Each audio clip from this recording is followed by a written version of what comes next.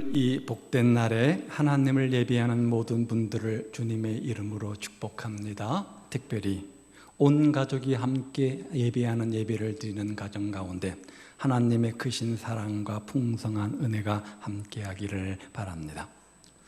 들려오는 소식마다 우리에게 근심거리가 되고 우리 마음을 무겁게 하고 우울하게 합니다. 물론 날씨가 많이 서늘해지긴 했지만 아직도 덥죠. 계속 좋지 않은 경제 소식, 정치적 소식을 들을 때마다 더 잘 풀리지 않은 우리의 인생의 문제 앞에서 우리가 근심이 먼저 앞설 때가 있지 않습니까? 오늘 하나님의 따뜻한 손길이 그런 여러분들의 지친 몸과 마음을 만져주시기를 바라고, 그래서 회복의 기쁨이 충만하시기를 축복하고 또 축복합니다. 어떤 여인이 있었습니다. 이 여인은 부끄러운 병을 앓고 있었는데 하혈하는 그런 병입니다. 하혈이 멈추지 않은 질병을 가진 이 여인의 질병은 그 여인의 모든 삶을 송두리째 망쳐버렸습니다. 이 병 때문에 여인은 사랑할 수도 없습니다. 젊은 날의 여인의 모든 것들은 다 무너지고 말았습니다. 이 여인은 그 병이 낫기만 하면 모든 것을 할 수 있다는 생각으로 좋다는 병원 또 좋다는 약은 다 먹어보았지만 전혀 차도가 없습니다. 그러나 여인의 병은 점점 깊어만 가고 12년이라는 세월이 이렇게 흘러가 버리고 맙니다. 그러던 어느 날 여인의 문제가 한순간에 해결받는 놀라운 기적이 일어나게 되어지는데, 여인에게 한 놀라운 소식이 들려옵니다. 예수라는 분이 계시는데, 예수라고 하는 분이 계신데 그분은 하나님의 아들이시며 또한 모든 병자를 치료하시고 또 소경의 눈을 뜨게 하시고 중풍병자를 일으키시는 분이라는 겁니다. 더욱이 당시 유대인들이 제일 두려워하는 문둥병자를 고쳐주시는 분이다, 이런 소식을 접해 듣게 된 겁니다. 여인은 이제 예수라는 분에게 마지막 희망을 걸게 됩니다. 예수가 그의 인생의 마지막 소망이었습니다. 마지막 희망이 되었습니다. 그리고 확신하기 시작합니다. 나도 그분을 만나면 내 모든 육신적 질병이 고침받을 수 있을 거야 라고는 믿음이 확신으로 차기 시작합니다. 그러던 어느 날 예수님이 여인이 사는 동네 앞을 지나간다는 소식을 듣게 됩니다. 그야말로 기회가 아닙니까? 여인은 예수님을 만나기 위해서 거리로 나갔습니다. 그런데 얼마나 많은 사람들이 예수님 주변에 꽉 차 있는지, 너무나 많은 사람들이 예수님을 둘러싸고 있어서 좀처럼 그 여인의 힘으로 주님 가까이 나갈 수 있는 상황이 되지를 못합니다. 여인은 조용히 예수님을 만나서 자신의 삶의 형편을 아뢰고 예수님의 도움을 받아서 이 육신적 영적 질병을 치유받기 원했는데 전혀 그런 기회가 지금 주어지지 않는 상황 속에 있었던 거예요. 그때 여인에게 이런 마음의 생각과 믿음이 생깁니다. 내가 직접 그분을 만나서 눈으로 뵐 수는 없지만, 직접 만나서 허심탄회하게 내 삶의 문제를 아릴 수는 없지만 그분의 옷자락만이라도 만지면 그러면 내 병이 나을 것 같다 라고 하는 마음의 믿음의 확신이 생기기 시작합니다. 그리고 사람들의 틈을 비집고 힘겹게 들어가서 예수님의 옷자락을 만지게 됩니다. 바로 그때 여인의 그 질병이 12년 동안 그렇게 육신적으로 힘들게 하고 영적으로 힘들게 했던 그 육신적 질병이 치유받는 역사가 나타납니다. 예수님은 누가 내 몸에 손을 댔느냐? 누가 내 몸에 손을 댔느냐라고 물으십니다. 왜냐하면 예수님에게서 치유의 능력이 나가신 것을 그 누구보다도 예수님 자신이 잘 알고 계셨기 때문입니다. 수많은 사람들이 예수님을 둘러싸고 있었습니다. 직접 손으로 예수님을 만진 사람이 있는가 하면 이 여인처럼 수많은 사람들의 옷자락이 예수님 몸을 스쳤을 겁니다. 그런데 그 누구에게도 예수님의 능력이 나가지 않았지만 이 여인이 옷자락에 손을 대는 순간 예수님에게서 치유의 능력이 나가게 된 겁니다. 왜 그렇습니까? 여인에게 있었던 사모하는 마음, 예수님의 옷자락이라도 만지게만 하면 나을 것이라는 믿음의 확신 때문 아닙니까? 오늘 여러분에게도 여인에게 있었던 이런 믿음과 확신이 있기를 바랍니다. 오늘 여러분을 힘들게 하는 육신적 질병이 무엇입니까? 오늘 여러분을 영적으로 지치게 만드는 인생의 문제가 무엇입니까? 그 문제를 가지고 주 앞에 나가서 주님께 기도하고 주님께 맡기면 이런 육신적 질병, 이런 삶의 문제가 응답받고 치유받고 회복된다는 사실을 믿음으로 도전하시기 바랍니다. 그러면 틀림없이 여러분 삶 속에 묶였던 문제들이 해결되어지고 고침받게 될 겁니다. 모든 인생의 문제들이 해결받고 참된 자유와 평강을 얻게 될 겁니다.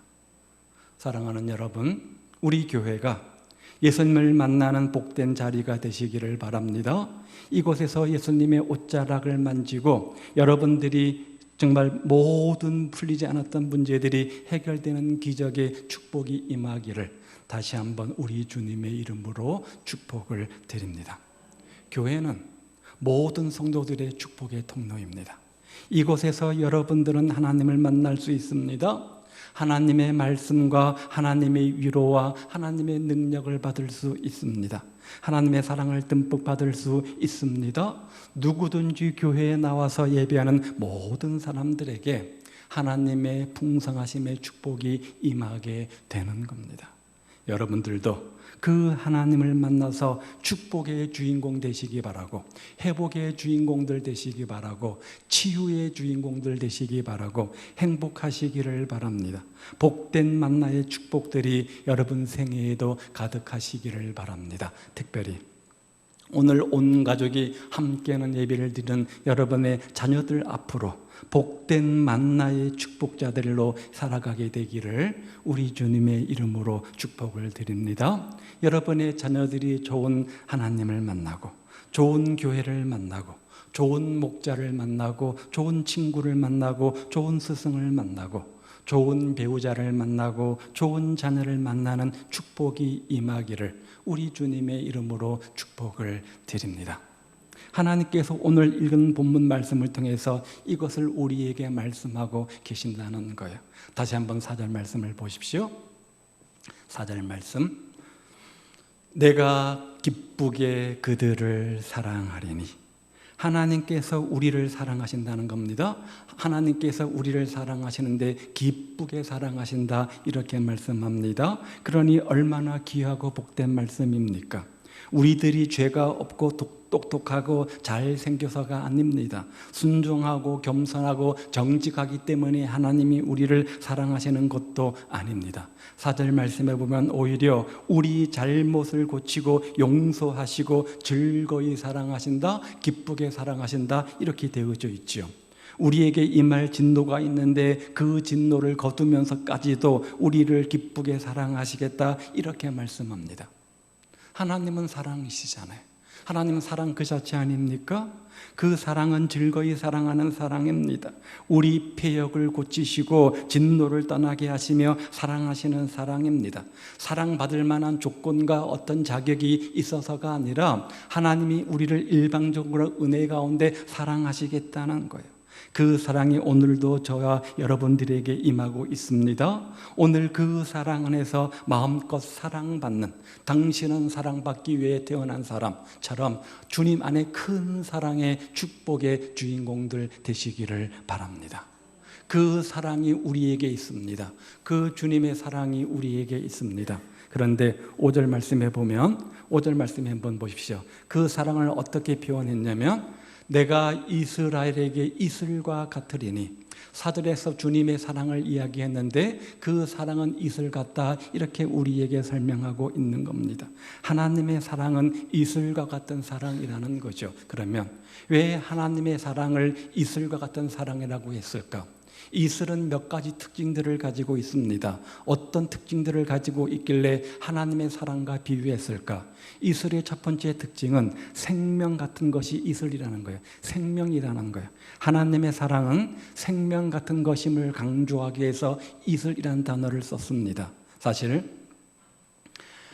우리는 내 힘과 내 능력으로 사는 것처럼 보이지만 그렇지 않습니다. 이 모든 것이 하나님의 은혜가 아닙니까? 사도 바울의 고백처럼 하나님의 은혜가 없으면 한 걸음도 움직일 수 없고 한순간도 살 수 없는 것이 바로 우리의 모습입니다. 이 모든 것 뒤에는 하나님의 은혜와 사랑이 있습니다. 하나님께서 우리를 사랑하시는 사랑이 아니면 아무도 살 수 없습니다. 맑은 공기도 하나님의 사랑과 은혜 가운데 하나님께서 주신 겁니다. 아침에 떠오르는 태양의 빛도 하나님께서 은혜 가운데 사랑으로 주신 겁니다. 하나님은 모든 세계를 지으시고 모든 것들을 주관하시는 통치자이십니다. 그분이 하시는 모든 역사는 하나님의 사랑의 기인에서 사랑으로 이루어진다는 거예요. 우리를 사랑하시기 때문에 우리를 만드셨고, 우리를 사랑하셨기 때문에 하나님의 형상대로 만드셨고, 우리를 사랑하셨기 때문에 지금도 함께 하시고 우리를 지키시고 인도하시고 모든 인류의 역사에 비상간섭하시며 역사하신다는 거예요. 세상 모든 사람들이 구원 얻기까지 하나님의 사랑은 멈추지 않고 계속될 것입니다. 갓 태어난 아이에게 엄마의 사랑은 절대적인 것입니다. 필수적인 것입니다. 어머니의 사랑 때문에 아이는 살 수 있는 것 아닙니까? 혼자 먹을 수 없으니 엄마가 젖을 물려줘야 됩니다. 혼자 할 수 없으니 당연히 엄마의 손길이 그 아이의 생명줄이 되는 거죠. 그렇게 엄마의 사랑에 기인해서 어머니의 도움과 또 보살핌과 또 여러 가지 체험을 통해 가지고 그 아이가 자라서 장성한 성인이 되는 것 아니겠습니까? 이처럼 세상의 부모는 가끔 정말 비정한 부모가 있고 저 부모가 저렇게 하는 것이 부모가 맞는가 싶은 행동할 때도 있지만 우리 하나님 아버지의 사랑은 결코 그렇지 않다는 거예요. 끝까지 버리지 않고 포기하지 않는 사랑으로 심지어 자신을 십자가의 생명으로 내어놓을 만큼 크신 사랑으로 우리를 사랑한다. 이슬 같은 주님의 사랑은 생명 같은 사랑임을 우리에게 강조해 줍니다. 또 하나 이슬의 특징이 있는데 이슬은 밤에만 내립니다. 이슬은 밤에만 내립니다. 어김없이 밤이면 이슬은 내립니다. 그리고 메말랐던 모든 대지를 촉촉이 적셔주고 또한 모든 생명들을 살게 하는 역할을 합니다. 모든 만물은 이 이슬을 먹고 살게 되어지죠. 그런데 이슬은 언제 내립니까? 밤에만 내립니다. 밤에만 내립니다. 밤은 이슬을 주는 아주 중요한 조건이 됩니다. 이슬은 밤에만 내립니다. 그런데 밤은 어떻습니까? 어둡잖아요. 밤은 어떻습니까? 춥습니다. 밤은 무섭습니다. 우리 인생에도 항상 남만 있는 것은 아닙니다. 밤이 있습니다. 힘들고 어려운 시기도 있습니다. 고난의 때도 있습니다. 두려울 때도 있습니다. 무서워할 때도 있습니다. 그러나 그 밤에도, 그 인생의 밤에도 하나님이 이슬을 내려주셔서 온 대지를 척척이 적셔주셔서 생명을 주는 것처럼 그런 우리 인생의 밤에도 하나님의 사랑은 우리에게 임한다. 이것을 강조하기 위해서 주님의 사랑을 이슬로 비유해서 설명을 하는 거예요. 이슬이 내리는 것을 우리는 보지 못합니다. 이슬이 내리는 것이 보이지는 않습니다. 그러나 아침에 밝은 햇살이 온 대지를 비추면 그 대지를 햇빛을 타고 이슬에 반짝반짝 빛나는 모습들을 우리가 보지 않습니까? 그리고 이슬이 내렸구나. 그 이슬이 많은 대지를 풍성히 만드는구나. 그 사실을 발견하게 되어집니다. 이처럼 하나님의 사랑은 내가 미처 알지 못하지만, 내가 미처 깨닫지 못하지만 하나님의 사랑과 은혜의 축복이 내게 임하는 것을 우리가 보지는 못하지만 그러나 우리가 느낄 수는 있는 겁니다. 임하기는 하는 겁니다. 소낙비는 요란합니다. 모두가 비를 소리를 들으면 소나기가 오고 있구나 다 알 수 있습니다. 그러나 이슬은 조용히 알지 못하는 가운데 생명의 이슬로 내리는 겁니다. 여러분, 이슬 같은 하나님의 사랑을 깨달으시기를 바랍니다. 그래서 여러분의 인생의 밤이 찾아왔을 때, 캄캄한 한밤중 같은 인생길을 걷고 있을 때 그곳에도 반드시 하나님의 사랑이 함께하고 있다는 사실을 믿으시기 바랍니다.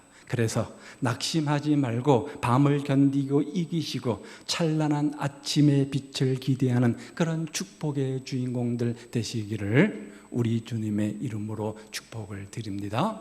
이슬이 의미하는 것은 생명입니다.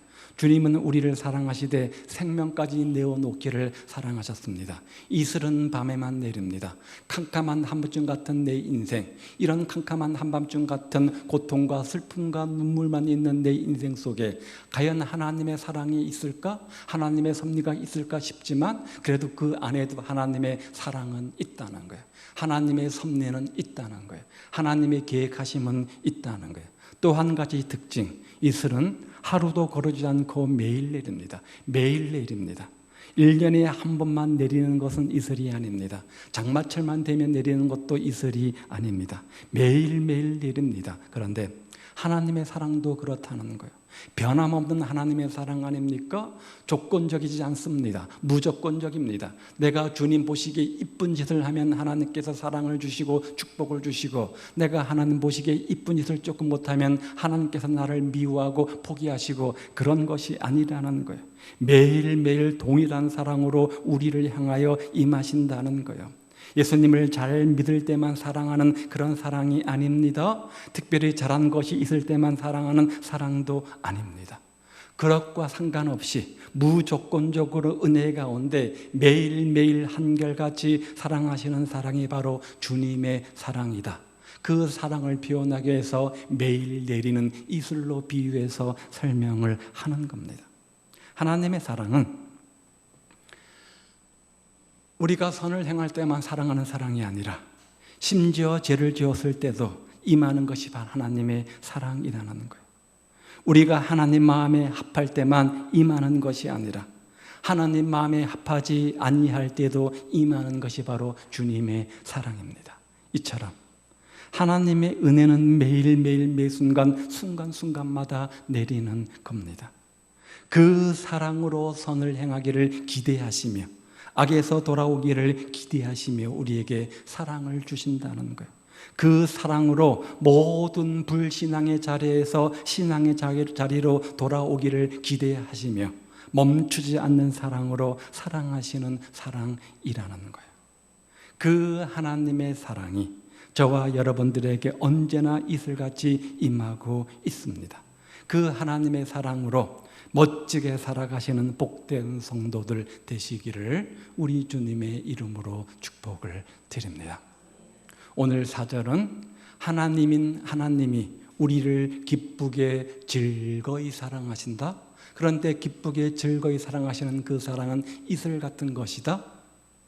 늘 생명까지 내어놓으시는 사랑이시고 인생의 캄캄한 한밤중에도 언제나 함께 하시는 사랑이고 늘 조건적이지 않고 무조건적으로 변함없는 사랑이다.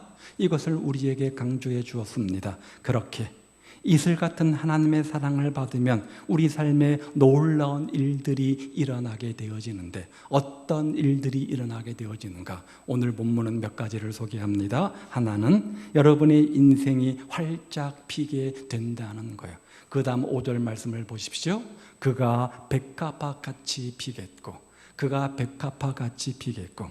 하나님의 사랑을 받으면 그 사랑을 받는 사람들은 백합화같이 될 것이다, 이 말이죠. 백합은 성장이 매우 빠르다고 합니다. 백합 뿌리는 교원의 땅 속에서 죽은 것처럼 보이지만 봄 이슬로 다시 기운을 얻어서 순식간에 우후죽순처럼 금방금방 자라는 특징을 가지고 있다고 해요. 이슬 같은 하나님의 사랑을 받으면 이처럼 인생의 꽃이 활짝 피어난다는 겁니다. 백합화가 겨우내 땅속에서 죽은 것처럼 있었다고 할지라도 봄 이슬로 말미암아 쑥쑥쑥쑥 자라서 아름다운 꽃을 만개하게 되어지는 것처럼 우리도 이슬 같은 주님의 사랑을 받게 되어지면 우리 인생이 죽었던 인생이 절망했던 인생이 낭망했던 인생이 활짝 피게 된다는 거예요. 활짝 피게 된다는 거예요. 사랑하는 여러분의 삶에도 백합화처럼 활짝 피어나는 회복과 부흥이 함께 하시기를 우리 주님의 이름으로 축복을 드립니다. 그래서 움츠려 들었던 모든 일들이 봄 이슬을 맞이하며 올라오는 백합화처럼 잘 되는, 활짝 피는, 범사에 형통케 되어지는 은혜의 주인공들 되시기를 우리 주님의 이름으로 축복을 드립니다. 이슬 같은 주님의 사랑을 우리가 만끽하게 되어지면 그 결과 백합화처럼 우리 인생이 활짝 핀다는 거예요. 두 번째는 5절 말씀을 보십시오. 삶의 터전이 견고해진다. 이것을 백향목으로 예를 들었습니다. 레바논의 백향목처럼 뿌리가 박힐 것이라. 이슬 같은 하나님의 사랑을 받으면 삶의 터전이 백향목처럼 견고해질 것이다, 이 말이죠. 레바논의 백향목입니다. 이스라엘의 백향목이 아니라 옆에 나라 레바논의 백향목 이렇게 되어져 있습니다. 크고 견고한 나무이죠. 울창한 산림이 뒤엎인 레바논 산맥에서 유용을 떨치던 그 나무는 침엽수에 속하는 나무인데 크기가 25m, 30m까지 그게 자라는 거대한 나무라고 합니다. 견고해서 이스라엘에서 성전을 짓거나 왕궁을 지을 때 레바논까지 가서 그 백향목을 잘라와서 수입해서 성전과 왕궁을 짓지 않았습니까? 그 가지는 지면과 수평을 이루면서 층층이 뻗어 있기 때문에 그 모습을 보면 굉장히 위엄이 있고 아름다운 모습이라고 합니다. 이 나무의 특징은 뿌리가 깊다는 거예요. 뿌리를 깊이 박혀 있어서 강한 바람이 불어도 쓰러지는 법이 없고 언제나 잎이 부르고 진액이 마르지 않고 향기도 매우 좋은 그런 나무라고 합니다. 그런데 이렇게 견고한 나무, 풍성히 크게 잘 자라려면 반드시 뿌리가 깊고 넓게 박혀 있어야 하지 않겠습니까? 그래야만 지탱할 수 있는 겁니다. 하나님의 사랑을 받으면 이처럼 흔들리지 않는 견고한 터 위에 세워진 것 같이 된다. 이것을 상징적으로 의미하기 위해서 백향목으로 비유를 했습니다. 이슬 같은 주님의 사랑을 우리가 접하게 되어지면 백향목처럼 우리의 삶이 터전이 견고해진다, 이 말이죠. 그래서 비바람이 불어도 끄떡이 없습니다. 눈보라가 쳐도 끄떡이 없습니다. 그러면서도 더 높이 자라서 향기를 발하고 쓸모 있는 제목으로 성장하게 되어지는 겁니다. 우리 인생 속에 비바람이 불 때가 얼마나 많이 있습니까? 눈보라가 칠 때가 얼마나 많이 있습니까? 그때 하나님의 사랑을 받고 여러분 삶 속에 레바논의 백향목처럼 견고한 삶이 되셔서 그 모든 것들을 이겨내는 그런 승리의 축복의 주인공들 되셔서 삶의 터전이 견고히 되어지는 그런 주인공들 되시기를 주님의 이름으로 축복을 드립니다. 또 한 가지, 마지막 6절에 보니까 감람나무로 비유를 했습니다. 이슬 같은 주님의 사랑을 우리가 잊게 되어지면 우리 삶이 감람나무 같이 되어진다는 거죠. 그의 가지는 퍼지며 그의 아름다움은 감람나무와 같고, 감람나무의 특징은 수명이 매우 길다는 겁니다. 보통 수백 년 이상을 사는데 어떤 것은 1000년이 넘는 그런 나무도 있다고 해요. 또한 그 가지와 껍질이 굉장히 부드러운 특징을 가지고 있고 열매는 수백 년을 살면서 수백 년이 거쳐서 계속 열매를 맺는 특징을 가진다고 합니다. 그야말로 모든 것이 버릴 것이 없는 유행한 나무가 감람나무입니다. 성경에는 감람나무가 자주 등장하는데 특별히 시편에 보면 감람나무 같고 우리를 감람나무에 비유했고 예수 믿는 가정을 나무에 많이 비유를 합니다. 어떤 영적 의미를 가졌길래 그런가? 감람나무의 성경적 의미는 풍요입니다. 번성입니다. 번영입니다. 자녀가 잘 되고 자녀가 번성하는 것을 상징하는 나무가 감람나무입니다. 이처럼 하나님의 사랑을 입은 사람들은 감람나무같이 입이 청정하고 탐스러운 열매를 맺게 되어지고 영원토록 아름다운 복을 받을 것이라 이렇게 말씀하고 그 축복이 당대에만 머무는 것이 아니라 자손 만대 자녀 손손 이르기까지 이어지는 복을 말씀하고 있는 겁니다. 하나님의 사랑을 받고 여러분 삶 속에 감람나무 같은 아름답고 탐스러운 복을 넘치게 받으시기를, 그래서 번영과 풍요와 자녀의 잘됨의 축복의 주인공들 되시기를 우리 주님의 이름으로 축복을 드립니다.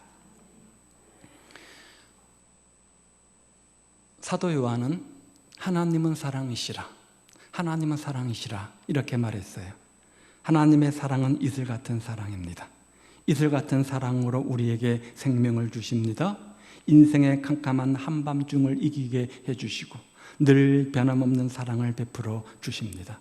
그것이 바로 이슬 같은 사랑이 의미하는 거였습니다. 그 사랑에 하나님께서 우리에게 오라고 말씀하십니다. 나에게로 오라, 내가 오랫동안 너를 기다렸다고 말씀합니다. 그리고 사랑의 넓은 품으로 꼭 안아주십니다. 하나님의 사랑 안에 거하는 자마다 복을 받습니다. 하나님의 사랑 안에 거하는 자마다 행복한 인생이 됩니다. 기쁨이 넘치고 견고한 삶의 터전 위에 살게 됩니다. 여러분 모두 그 사랑의 품으로 나아오시기를 바랍니다. 아무것도 염려하지 말고 모든 것을 그분께 맡겨 보시기를 바랍니다. 하나님의 은혜와 평경이 여러분을 새롭게 하시고 아름답게 변화시켜 주실 것입니다. 이슬 같은 주님의 사랑으로 말미암아 백합화처럼 활짝 핀 인생의 주인공 삼아 주실 것이고 백향목처럼 견고한 인생의 주인공 되게 하실 것이고 감람나무처럼 풍성하고 번성하고 자손이 잘 되는 축복의 주인공 될 겁니다. 우리 모두 주님의 사랑 안에 풍성히 거해서 이슬 같은 주님의 사랑으로 말미암아 백합화 같은 백향목 같은 감람나무 같은 그런 축복의 주인공들 다 되시기를 바라고, 특별히 오늘 온 가족이 함께하는 예배를 드리는 그런 믿음의 가정들마다 그런 은혜와 축복이 넘치는 가정들 되시기를 우리 주님의 이름으로 축복을 드립니다. 기도하겠습니다. 오늘 말씀을 기억하며 하나님은 사랑입니다. 우리를 즐거이 사랑하십니다. 이슬 같은 사랑이라고 말씀하시는데 생명을 내어놓기까지 인생의 캄캄한 한밤중에라도 변함없이 무조건적으로 베푸시는 사랑, 그 사랑이 우리에게 차고 넘치게 하옵소서. 그리고 그 사랑으로 말미암아 백합화처럼 활짝 핀 인생 되게 하시고 백향목처럼 견고한 인생 되게 하시고 감람나무처럼 풍요하고 번성하고 자손이 넘치는 인생, 그런 믿음의 가정 되게 하옵소서. 함께 기도합니다.